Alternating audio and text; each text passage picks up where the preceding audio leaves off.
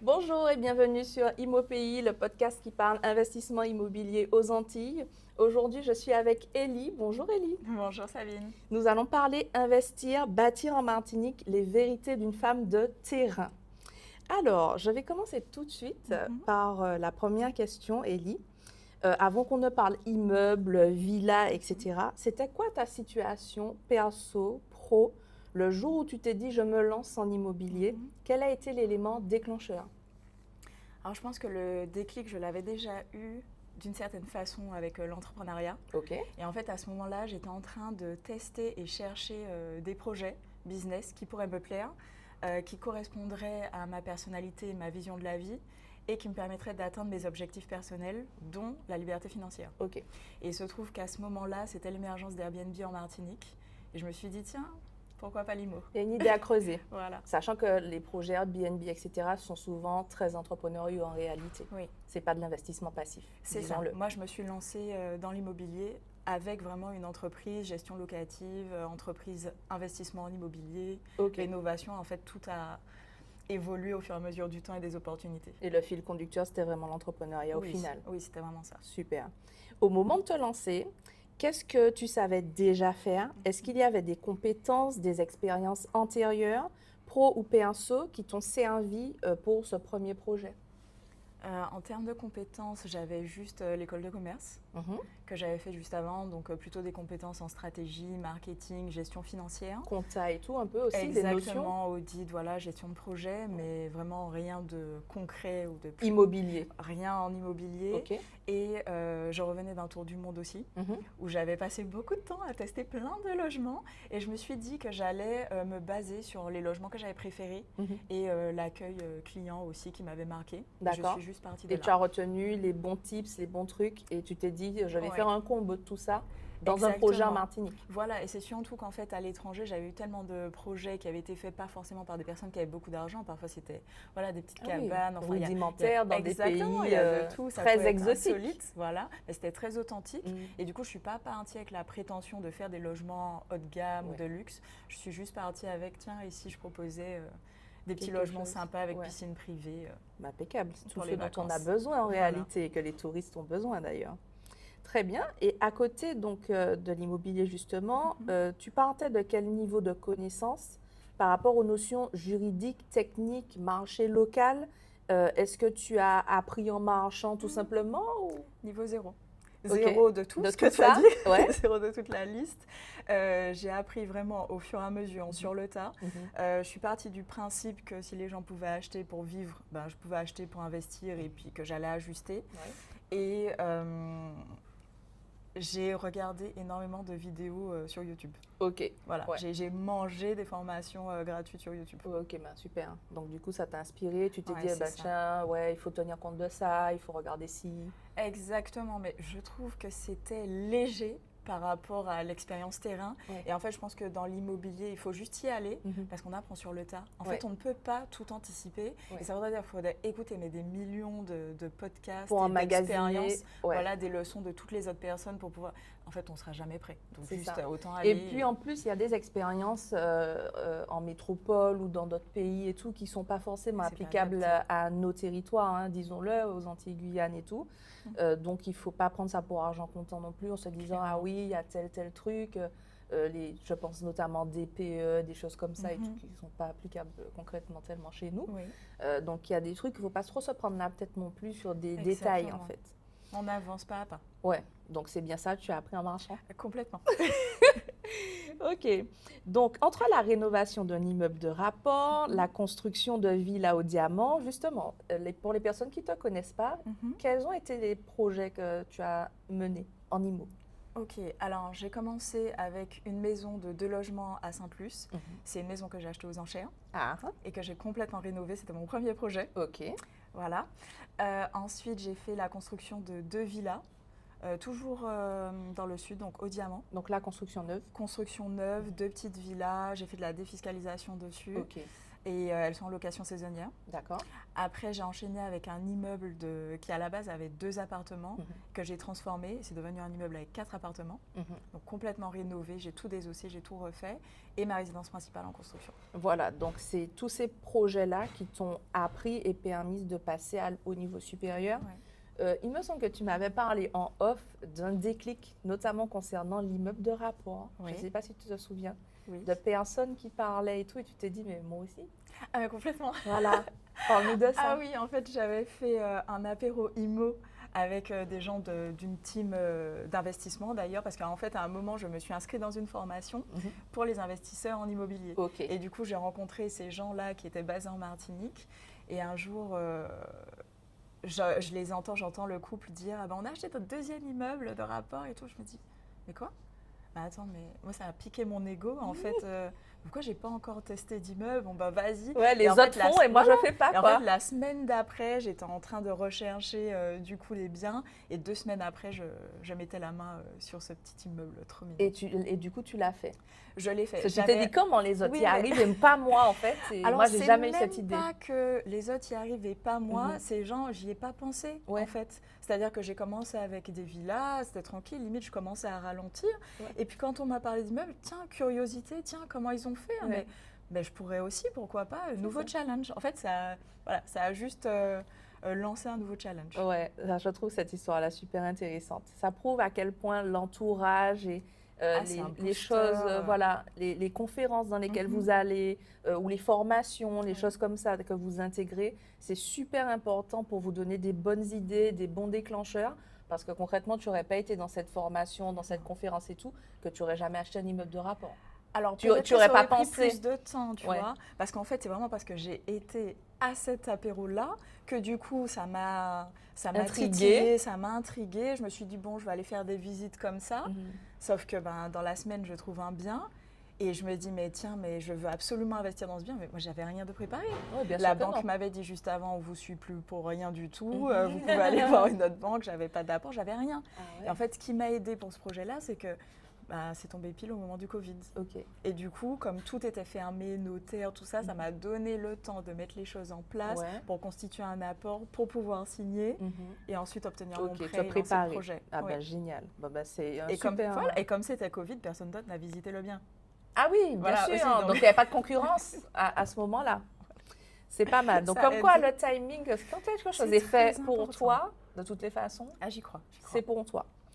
Avec le recul, est-ce que tu dirais à la Ellie du tout début ce qu'elle n'avait pas encore, si elle n'avait pas encore ses compétences et tout, ses connaissances, qu'est-ce que tu lui dirais pour l'aider à se lancer plus sereinement? Alors, déjà, moi, je pense que je ferais quasiment tout pareil. Donc, je lui dirais, vas-y, lance-toi. Fais-toi confiance, tu vas gérer au fur et à mesure. De toute façon, tu es humaine, on fait tous des erreurs, on ne peut pas tout anticiper. Voilà, c'est pas la mort de faire des erreurs. C'est ça, les imprévus, ça arrive, donc juste on se concentre, on essaye d'avancer avec résilience. Et on rebondit. Voilà, par contre, il y a 4 points clés spécifiquement pour moi. Je dirais s'entourer des bonnes personnes. Ok. Se former en continu et apprendre des erreurs des autres pour ne pas se faire pigeonner. Parce que j'ai eu beaucoup de tentatives de pigeonnage. On va en parler en partie 2. Ok, ça marche. Ensuite, organise-toi dès le départ.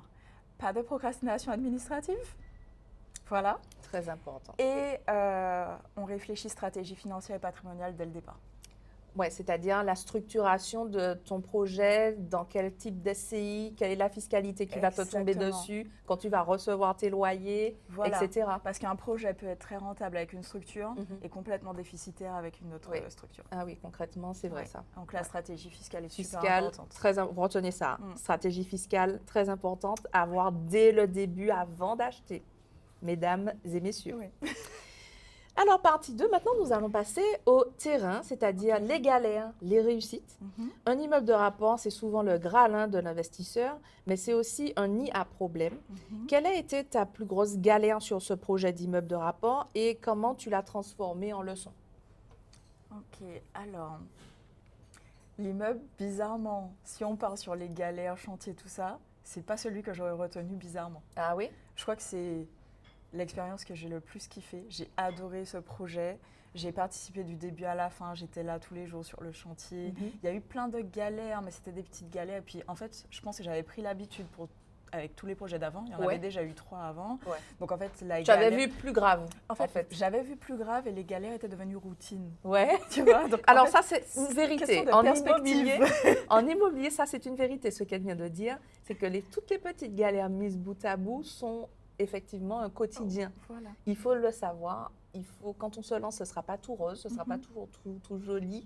C'est ça. Et oui, ça devient une routine. Oui, parce qu'au final, le cerveau s'habitue à gérer, chercher des solutions à tous les problèmes. Mais en fait, je sais pas, il y a un problème, il y a une solution, j'ai déjà une expérience passée qui va revenir et tout ça. Ou j'ai vu une vidéo sur YouTube et c'était arrivé à quelqu'un, machin. Oui. Et donc, on se souvient que la réponse, c'est peut-être ça. C'est ça, parce que plus on avance, plus on apprend des choses, plus on capte les informations, on les attire autour de l'immobilier. En fait, on progresse beaucoup plus vite. Et du coup, mes galères par rapport à l'immeuble, c'était plutôt la recherche de financement. Oui, parce qu'en fait, qui dit immeuble dit gros financement. Voilà, en période de Covid. Oui. Et en fait, à ce moment-là, j'avais que du saisonnier. Les banques ne voulaient plus suivre les gens qui faisaient que du saisonnier, puisque du coup, on était plus sur des revenus. Les touristes n'étaient plus là. Ouais. Donc, en fait, ça a vraiment été une galère pour constituer un dossier de financement. J'ai contacté 12 banques. Il y en a 2 qui m'ont répondu. 12 banques ici en métropole? Ici seulement. Ici seulement. On est en Martinique, je précise. Voilà. Sur les 2, il n'y en a qu'une qui a finalement retenu mon dossier pour vraiment l'étudier. Donc là, j'ai tout donné. Donné. Mais ça, c'est un tip à retenir. Hein. Ne déposez pas simplement dans 2-3 banques. Il faut aller multiplier, voilà, parce que 12 chances en réalité d'obtenir un financement. Et il n'y en a que 2 qui ont retenu. Il n'y en a que 2 qui ont retenu le dossier, qui ont accepté de me recevoir. Voilà, 2 qui ont accepté de la recevoir et une qui t'a financé. C'est ça, une seule qui a bien voulu me financer. Voilà, donc une chance sur 12. Voilà, et déjà cette galère-là, ça m'a appris la diversification. Alors du coup, à la base, quand j'ai pensé immeuble de rapport, j'avais déjà pensé à me diversifier dans la location, meublé. Dans les stratégies. Voilà, mais j'étais toujours dans l'immobilier. Et en fait, à ce moment-là, je me suis dit, tiens, est-ce que ça ne serait pas intéressant de penser aussi à un autre business, une autre activité au cas où l'immobilier, ça ne fonctionnerait plus. C'est ça. Et la leçon, là, c'est ne pas mettre ses yeux dans le même panier, je comprends. Diversification de revenus. Et pareil, en dehors des travaux, cet immeuble-là aussi, problème de stratégie fiscale. Voilà, j'en paye encore les conséquences. Je paie, littéralement. Oui, le verbe payer. Voilà. Payer au fisc. En fait, le fisc est ton principal associé dans cette SCI. Ah, complètement. Je travaille pour lui. Tous les matins, je lui dis, tiens, je vais travailler pour toi aujourd'hui. Et tiens ta part, tiens ton dividende et tout, chaque année. Avec un sourire jeune. Je comprends, tout à fait. On est dans la même équipe. Alors, est-ce qu'il t'est arrivé de ne pas être prise au sérieux par un artisan, un banquier, un vendeur parce que tu es une femme et comment tu as géré ça sur le moment? Je pense que j'ai jamais eu cette impression-là parce que je suis une femme. J'ai pas eu l'impression de ne pas être prise au sérieux parce que pour le coup j'étais très organisée dans mes pensées. Je savais où je voulais aller. Je donnais les directives aux gens, même si je les connaissais pas et que parfois je donnais des directives sur leur propre métier. Ok, d'accord. En revanche, j'ai eu beaucoup de tentatives d'arnaque. Ah, donc on te prend pour une idiote en fait.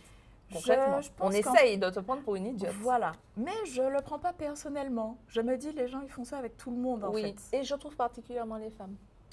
Oui. Je trouve. Parce qu'ils pensent qu'on est naïve, ils pensent que... Et puis, c'est vrai que j'étais jeune, je me suis lancée, j'avais 26 ans. Il y a ça aussi. Voilà, je ne m'y connaissais pas, mais j'ai vu l'évolution. Parce qu'en fait, j'ai vu le regard et l'attitude des gens vis-à-vis de moi par rapport au premier projet. Sur le dernier projet, ça n'avait rien à voir. Sur le dernier projet, on était combien d'années plus tard? 3 ans. Ouais, donc j'avais presque 30 ans là. Oui. Et donc, donne-nous des exemples. J'ai commencé en 2016. Le dernier projet, c'était 2021. Ok. Donc, il y avait quand même 4-5 ans derrière. Et c'est vrai que du coup, c'était beaucoup plus structuré. Je venais, j'avais mes plans, puisque du coup, je fais mes plans. J'étais là pour diriger presque le chantier, en fait. Donc, ils ne pouvaient pas se dire que... Concrètement, donne-nous un exemple d'arnaque qu'on a essayé de te tendre, un piège qu'on a essayé de te tendre. Alors, je dirais la peinture. La peinture, par rapport au chiffrage. La peinture par rapport au chiffrage. Dans le sens où, après, on va dire, j'ai pas accepté le devis parce que de toute façon, j'avais pas les sous. En fait, à un moment, il me manquait le financement. Je me suis dit, bon, sur quel poste je peux rogner. J'ai décidé de rogner sur la peinture en me disant, bon, bah, je vais faire les travaux moi-même. Je ne peux pas faire l'électricité, je ne peux pas faire la plomberie, je ne peux pas faire le carrelage, tout ça, tout ça. En revanche, a priori, je peux enduire, poncer, je peux peindre. Tenir un rouleau. Ça ne sera pas parfait, mais ça va faire ça sera fait. Voilà, ça sera fait, ça fera le taf en attendant. Tout à fait. En attendant. Et c'est vrai qu'en fait, à ce moment-là, ça me permet de me projeter dans le métier, entre guillemets. J'ai été voir d'autres peintres aussi, j'ai été sur le terrain pour voir c'est quoi les techniques, tout ça. Bon, regardez les vidéos sur YouTube. Donc j'ai fait mes travaux. Et le peintre, il m'avait dit, j'y crois pas, tu vas jamais y arriver. Il m'a dit, je repasse dans une semaine. Parce que du coup, j'avais ce devis 23 000, j'ai dit c'est mort. Donc j'ai tout fait. Et en fait, le dernier appart, je commençais à fatiguer. Je me suis dit, bon, je vais quand même faire chiffrer. Et le mec, il vient, il me donne un tarif. Je lui dis, c'est pas possible. Non, ça vaut pas tant. J'ai déjà fait les 2 autres du dessus. Je vois l'effort que ça nécessite. Je vois l'effort que ça nécessite, mais je vois aussi qu'en fait, je peux le faire. Et pour beaucoup moins que ça. Donc c'est pas grave, je vais me gérer toute seule. Et il me dit, je vous crois pas et tout, vous n'allez pas y arriver. La semaine prochaine, c'est fait. Fin de semaine, c'est fait. Il me dit, je vais repasser voir. J'ai dit, il n'y a pas de souci, on se revoit la semaine prochaine, monsieur. Et j'ai passé une semaine, j'ai apporté ma sono, j'avais tout mon petit matériel pour me mettre à l'aise. Et tu peignais au calme. J'arrivais à 6h30, je repartais à 22h, j'ai peint un appart de 125 mètres carrés, toutes les cloisons, tous les faux plafonds, donc 3 couches et tout. Mes bras étaient super musclés. Le faux plafond, c'est chaud. Voilà. Et en fait, il est revenu et m'a dit, quand même, vous l'avez fait. Et ça m'a coûté quoi? Même pas, 400 € de matériel avec tous les pots de peinture et tout ça. Et quelques heures de sueur. Temps, j'avais du temps, c'était Covid. J'avais rien d'autre à faire. C'est ça, donc en même temps… rentabiliser quoi. Ouais, génial. Ensuite, sur tes villas au diamant, le marché de la location saisonnière, on en a un petit peu parlé. En plus, toi, tu étais en période Covid, donc vraiment, c'était vraiment pas la bonne période. On sait que c'est très concurrentiel dans le sud de la Martinique. Quels sont tes secrets pour te démarquer? Raconte-nous une victoire et une galère bien concrète qui est liée aux saisonniers. Ok. Alors, déjà, en effet, je trouve que c'est super concurrentiel. Le marché est assez saturé dans le sud. Je pense que ce qui m'aide, c'est d'être arrivé quasiment au tout début. Et du coup, j'avais fait un site internet qui est super bien référencé. Et pareil, j'étais parmi les premières dans Airbnb, donc j'ai énormément de retours clients. Donc tu as bossé ta com et tu as bossé ton, les avis clients pour être bien noté et tout. Donc c'est une stratégie donc aussi. Donc déjà sur Airbnb, je suis bien présente depuis longtemps, beaucoup d'avis clients. Le site internet où du coup les gens ils peuvent réserver en direct sans les frais Airbnb, donc ça me permet d'aller récupérer l'argent en direct. Voilà, qui commencent à se dire là c'est un peu trop cher, mais en fait c'était par rapport aux frais Airbnb. Aux commissions de plateforme. Que mes logements n'étaient pas dans leur budget. Ensuite, j'essaye de faire des remises en état tous les 2-3 ans minimum pour rester tendance, entre guillemets, en termes de décoration, que tout soit propre et que les gens se sentent bien. Donc vraiment, on est en mode cocon de vie quand on arrive. Et j'ai tout misé sur la piscine privée. Parce qu'en fait, je me suis dit, je ne vais pas aller cibler que les touristes, je cible aussi les locaux. Et du coup, j'ai mis en place des offres adaptées aux familles. C'est comme ça que tu t'es démarquée et tout. Et en termes de galère, raconte-nous une petite galère liée aux saisonniers selon toi, en tout cas tu as vécu et tu t'es dit, mon Dieu, mais pourquoi j'ai fait ça? Ça m'arrive souvent. Ça m'arrive souvent, mais c'est plutôt la gestion des locataires. Parce qu'en fait, on ne sait jamais sur quel locataire on va tomber. Parfois, il y en a un, la semaine précédente, il trouve la maison parfaite. La semaine suivante, il n'y a rien qui va. Ils veulent toujours plus de choses. Donc, ça demande beaucoup de patience, d'écoute. Il faut faire très attention à ceux qui vont faire des fêtes aussi. Donc, ça peut attirer des problèmes avec le voisinage. J'en ai eu beaucoup. Voilà, j'ai eu beaucoup de problèmes avec le voisinage au départ. C'est pour ça que j'ai décidé de passer par une conciergerie parce qu'avec ma petite tête, quand j'accueillais les gens, ils se disaient mais ça va passer, la petite dame est gentille. Elle va je peux faire mon anniversaire et tout. Je peux faire mon anniversaire, elle ne va pas oser me prendre la caution, tout ça. Donc direct, je suis passée par une conciergerie. Et surtout, prévoir un budget, une trésorerie spéciale imprévue. C'est-à-dire l'électroménager qui tombe en panne à n'importe quel moment. Dans la location saisonnière, les gens, ils n'ont pas le temps d'attendre en fait. C'est-à-dire qu'ils sont venus là. Il y a une cafetière qui est en panne, il y a une clim qui est en panne. La clim, je l'ai eue. La clim est tombée en panne le samedi matin, alors que les gens étaient déjà là, la clim fonctionnait et tout. Donc ça ne prévient pas, une clim qui tombe en rade, C'est ça, donc je ne peux rien faire. J'envoie quelqu'un l'après-midi, le samedi après-midi, il vérifie, il dit il faut changer la carte mère, la clim là, elle est morte. Donc, je propose de fournir un ventilateur juste le temps du week-end. Lundi matin, quelqu'un vient installer. J'ai déjà résolu le problème, contacté la boîte et tout. Les gens, ils m'ont dit non, on veut la clim là maintenant. Sinon, on se casse. Ah bah, ils sont barrés. Ils ont demandé un remboursement sur Airbnb. Ils m'ont laissé un commentaire de merde. Pour une clim qui fonctionnait de base. Hein. Oui. Alors qu'ils ont vu que la personne s'est déplacée dans la foulée. Il y avait déjà une solution. J'avais proposé… Mais ils sont allés où ? Je ne sais pas. En fait, ils ont demandé un remboursement. Et puis avec, ils ont loué ailleurs. Ils ont loué autre chose. Mais du coup, moi, ils m'ont mis un mauvais commentaire. Ouais. J'ai une pénalité sur Airbnb. Ok. Et ça après, ça vient casser directement en termes des mois de recommandations. Travail et tout. Ouais, exactement. Et j'ai eu un autre problème avec une piscine au plein mois d'août. La locataire avait pris pour 1 mois. Ok. Et la pompe de la piscine me lâche. Sauf que j'avais pris une piscine Water Air. Water Air, à ce moment-là, ils ont fermé et il n'y a personne qui remplace. Il n'y a pas de pompe. Les pièces détachées et tout. Et du coup, il faut aller chercher ça en Guadeloupe. Et donc, mon compagnon, il se déplace. Ouais. Il va chercher une pompe en Guadeloupe. Il en prend 2. Du coup, je lui dis, prends-en 2. Une de secours. Jamais. On va prendre une de secours au pire pour l'autre piscine. Il revient. En attendant, on essaye de gérer avec l'eau. Mais du coup, ça fait plus de chlore et tout ça. La locataire, elle est super… conciliante. Ouais. Elle, au moins, elle n'a pas demandé son remboursement. Non, ça va. Elle a demandé un petit geste commercial, mais bon, ça, c'est OK, c'est normal. Ouais. Et du coup, mon compagnon, il revient. Il essaye de mettre en place la pompe et tout. Et en fait, on nous a arnaqué sur le modèle de la pompe. Et le gars, il répond plus. Et il ne veut pas nous rembourser. Et en fait, jusqu'à présent, C'était pas le modèle de pompe qui était adapté à ta piscine, c'est ça. Pourtant, on lui avait donné le modèle, on avait tout donné. C'était Water Air et tout ça. Donc, il était censé savoir. Sauf qu'en fait, il manquait… je sais pas quoi. Ouais. Et du coup, c'était pas la bonne pompe. Du coup, on a toujours les 2 pompes sous la maison qui servent à rien et on n'a toujours pas réussi à se faire rembourser. Mais du coup, comment tu as réussi à réparer ça pour la dame ? Heureusement que mon compagnon est super débrouillard et qu'il a trouvé une pompe à gamme vert. Je sais pas ce Au qu'il a fait. Au final, une pompe qui n'était pas de la marque en question. Mais pas du tout. C'est-à-dire qu'on a dépensé 650 € pour la pompe en question, pour une pompe. Donc du coup, on était à 1300 avec les 2 perdus. Et au final, on était tellement dans le besoin. Il était à gamme vert. Il a trouvé une pompe à 300 €. Il a bidouillé, il a refait les trucs électriques. Heureusement que franchement, il gère de fou. Ouais, qu'il est bricolo. C'était il y a 1 an et demi et la pompe qu'il a mis en place, elle fonctionne toujours. Elle fonctionne mieux que la pompe du concessionnaire. Ouais. Bon. Ouais, ça, c'est une vraie galère, ça. C'est ça. Donc, autre leçon, parfois, en fait, on peut faire les choses nous-mêmes plutôt que de payer, d'aller chercher une solution super chère. Si on est débrouillard, parfois, il y a moyen de trouver il y a mieux.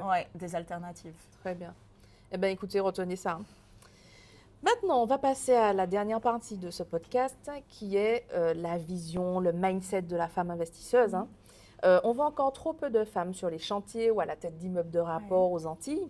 Selon toi, quel est le frein principal ? Le manque de connaissances techniques, la peur de ne pas être prise au sérieux ou autre chose, je ne sais pas. Je dirais que c'est l'éducation. Ok. Parce que moi, j'aurais jamais pensé à faire ça avant.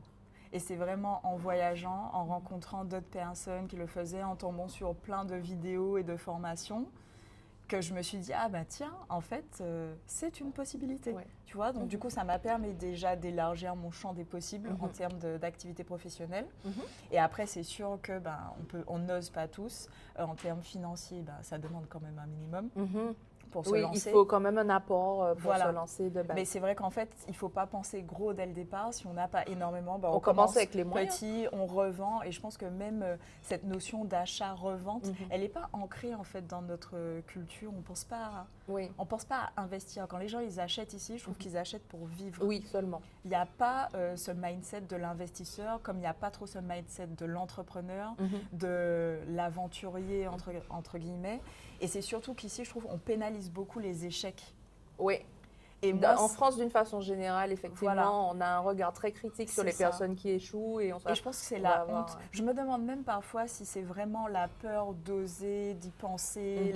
C'est vraiment la honte de rater, la honte de l'entourage, parce que tout le monde va te dire « mais pourquoi tu fais ci, pourquoi tu fais ça ?» C'est ma question suivante. Tu ne devrais pas, c'est dangereux, je connais telle personne, c'est faire un hack, il y a eu ci, il y a eu ça.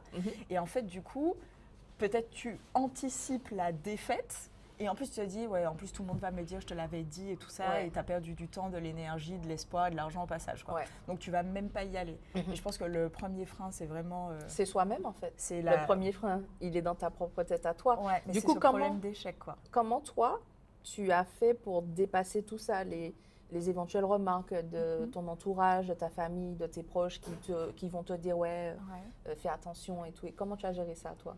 Déjà, moi, ça faisait 6 ans à la base que j'avais quitté la Martinique et que j'avais étudié ailleurs. Donc, clairement, moi, j'étais plus du tout dans le mindset antillais et même pas dans le mindset français. Parce que du coup, j'ai vécu aux États-Unis, au Japon, en Australie. J'ai fait un tour du monde avec plein de pays. Alors, à l'époque, je ne sais plus à combien j'en étais. Mais c'est vrai que du coup, en fait, j'avais plus du tout la même vision de l'échec. Par contre, j'avais peur de regretter d'être passée à côté de ma vie.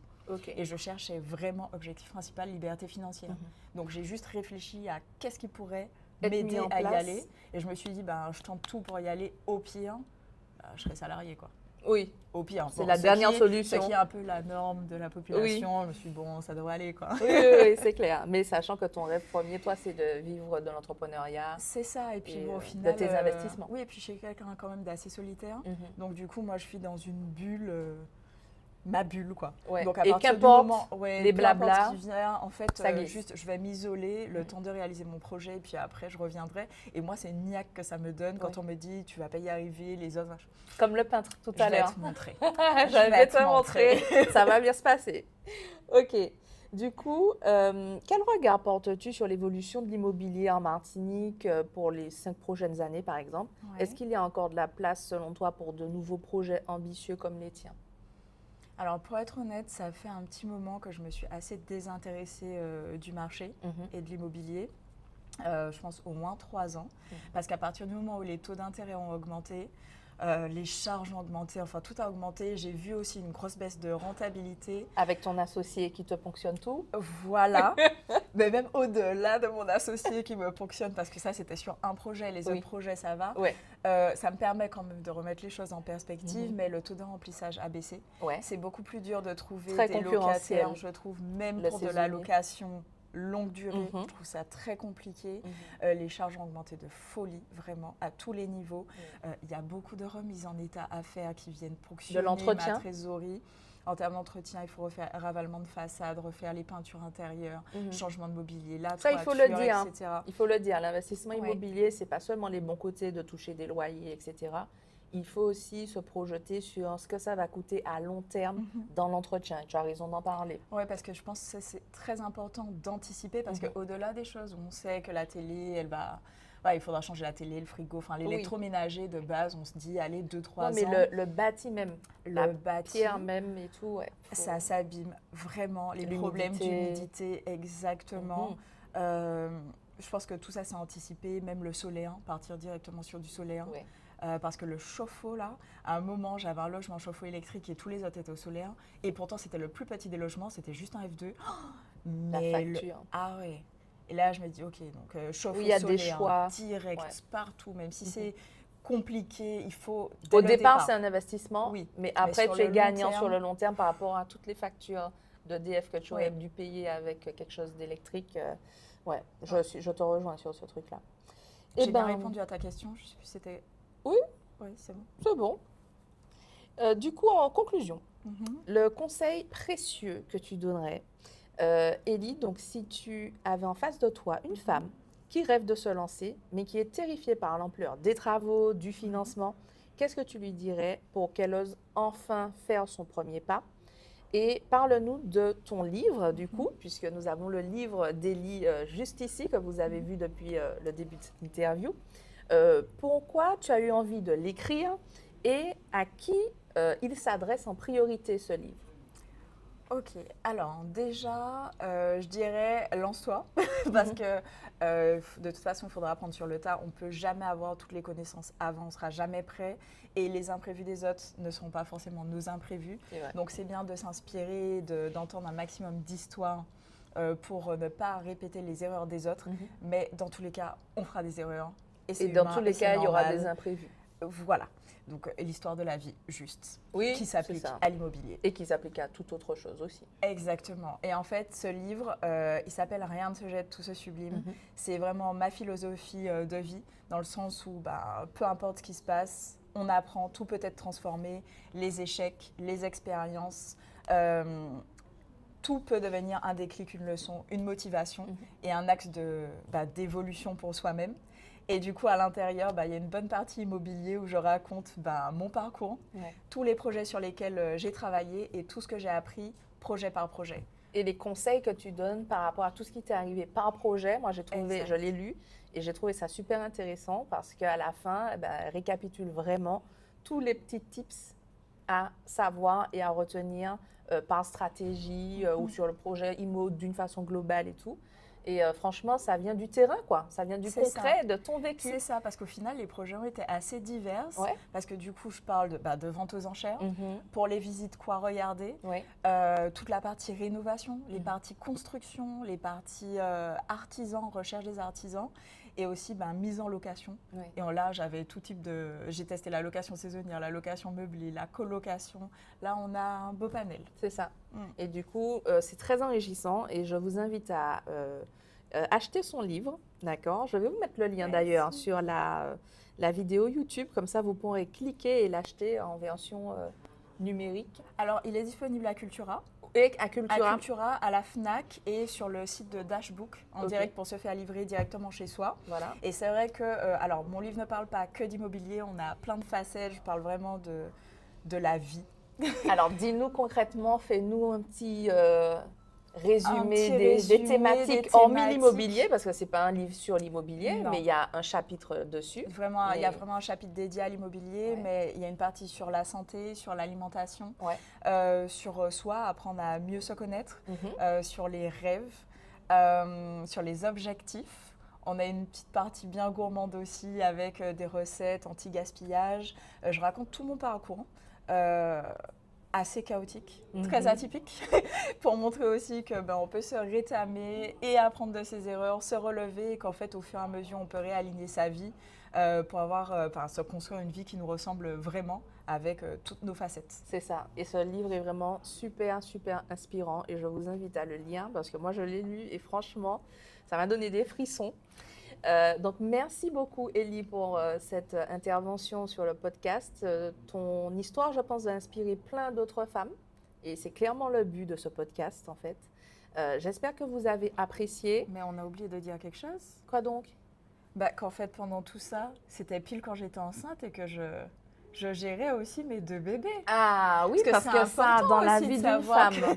Voilà. Oui, c'est très important, vas-y. Parce qu'en fait, mon père me disait tout le temps, la femme apporte la sécurité, la stabilité financière dans le foyer et que limite, l'homme, il peut prendre les risques côté entrepreneuriat.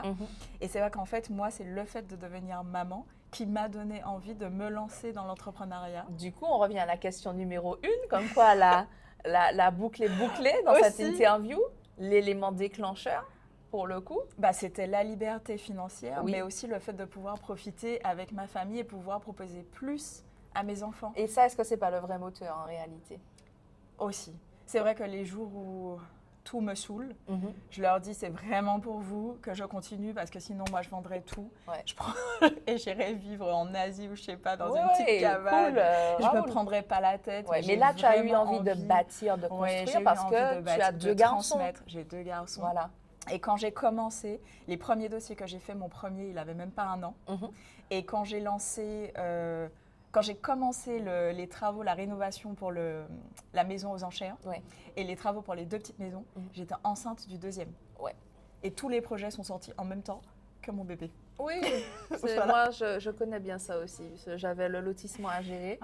Plus la construction de ma maison à côté. Donc, j'avais 2 gros chantiers, j'étais enceinte de ma 2e, donc je sais exactement de quoi tu parles. Mon premier avait 3 ans et il me suivait partout dans les visites. Et je pense que c'est possible de faire les choses en simultané, mais complètement. Parce que le projet de rénovation de cette maison aux enchères était en même temps que la construction des 2 petites maisons et en même temps j'avais la grossesse du 2e et je gérais le premier qui avait 2 ans. Voilà. Et au final, ça se fait. Mesdames, celles qui disent non, mais mon enfant est trop petit, je repousse. Quand il sera plus grand, je vais me lancer. C'est quand il est petit qu'il faut le faire. Il a juste besoin de lait, de quelque C'est pas après quand on a besoin de beaucoup d'attention. Voilà, surtout quand on s'approche des études. En fait, c'est vrai que ça aussi, je m'étais dit, quand ils iront faire leurs études, c'est pile quand j'aurai fini de rembourser les prêts. Voilà. Et que du coup, je pourrais basculer pour les... Et avoir des revenus complémentaires pour pouvoir financer tout ça.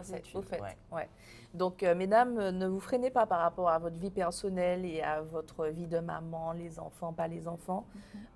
Tout peut se faire en même temps et on n'est pas morte, hein, on est bien vivante. Non, on était juste fatiguée à ce moment-là. Très fatiguée, ça demande beaucoup d'énergie. Avec une vraie motivation qui te rapporte une énergie où tu vas toujours puiser un peu plus loin. Après, voilà, après tu es fière de toi, tu te dis non mais on a passé les vagues. Et de toutes les façons, on est toujours là et ça s'est bien passé au final. Donc comme quoi, il y a ça aussi comme vrai moteur, comme élément déclencheur quand on est une femme, c'est qu'il faut qu'on bâtisse pour nos enfants et qu'on transmette quelque chose.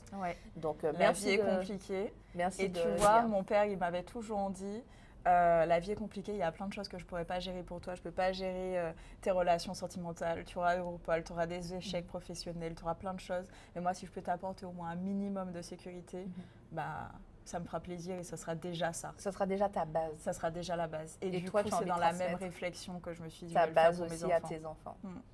Eh bien, génial. Du coup, le mot de la fin. On remercie le restaurant Ginger à Fort-de-France qui nous accueille pour ce tournage. Je vous invite à le découvrir parce qu'il y a de très bons mets à déguster dans ce restaurant. Et franchement, merci à toute l'équipe de nous avoir accueillis pour ce tournage. Donc, n'hésitez pas à chercher Ginger Fort-de-France restaurant. Je remercie Ellie d'avoir participé à cet épisode. J'espère que vous avez aimé tout ce qu'elle vous a partagé aujourd'hui. Et je vous invite à vous abonner au podcast, tout simplement sur YouTube, sur Instagram. N'hésitez pas à prendre contact avec moi en DM sur Insta si vous voulez plus d'informations. Je vous dis à bientôt pour un prochain épisode. Ciao! Au revoir!